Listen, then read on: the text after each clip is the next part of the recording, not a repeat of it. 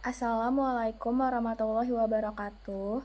Kami akan mempresentasikan hasil diskusi kami tentang guncangan penawaran dan guncangan permintaan saat tsunami Kota Palu dan Donggala tahun 2018 dan juga COVID-19. Berikut adalah nama-nama anggota kelompok kami. Ada Diwa Abiyu Al-Fatah, Nurlisa, Ega Monika, dan saya sendiri Zahra Alia. Langsung saja saya akan memulai presentasinya.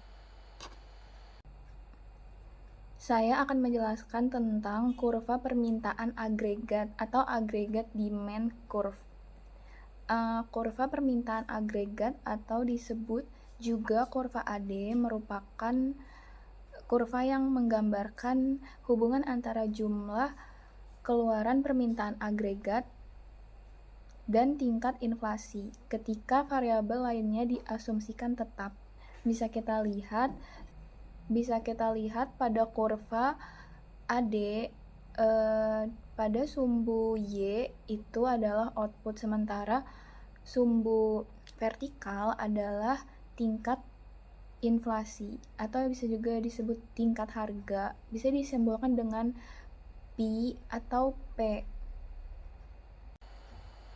Yang selanjutnya adalah kurva penawaran agregat supply curve. Kurva penawaran agregat atau disebut juga kurva AS merupakan kurva yang menggambarkan hubungan antara jumlah keluaran yang ditawarkan dan tingkat inflasi ketika variabel lainnya diasumsikan tetap.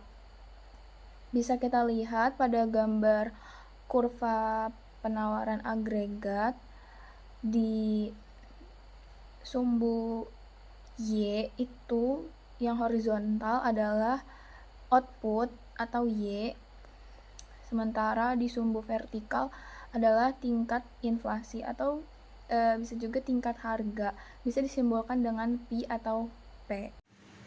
Selanjutnya, di sini saya akan menjelaskan guncangan permintaan agregat akibat terjadinya pandemi COVID-19, yang mana guncangan ini menyebabkan permintaan agregat kita itu negatif. Di sini kita bisa melihat pada kurva, yaitu pada tahun 2018, tingkat inflasi kita yaitu sebesar 3,13%, yang mana pada tingkat inflasi ini, output agregat kita yaitu kita bisa melihat pada titik Y1 yaitu sebesar 10.425.851,9 miliar rupiah.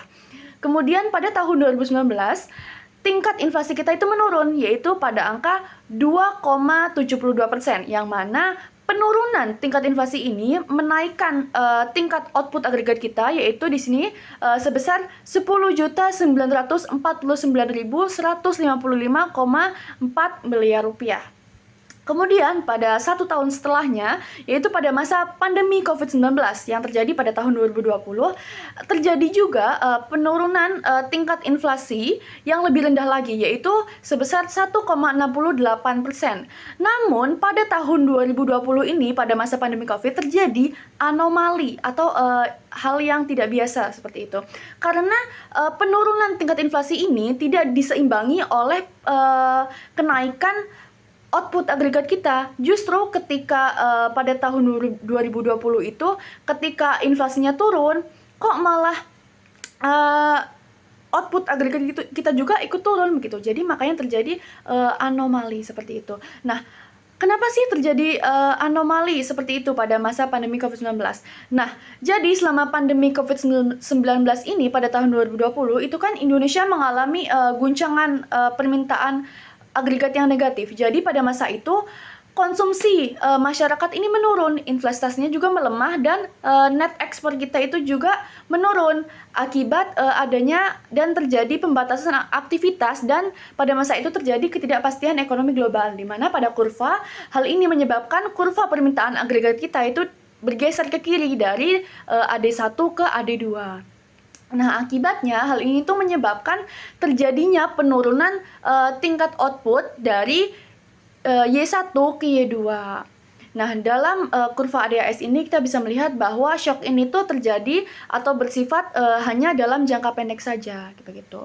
Jadi kondisi ini mencerminkan bahwasanya pada masa pandemi COVID-19 itu Indonesia mengalami kontraksi ekonomi, di mana perekonomian kita ini berjalan di bawah kapasitas potensialnya, yang mana output aktualnya ini kurang dari output potensialnya.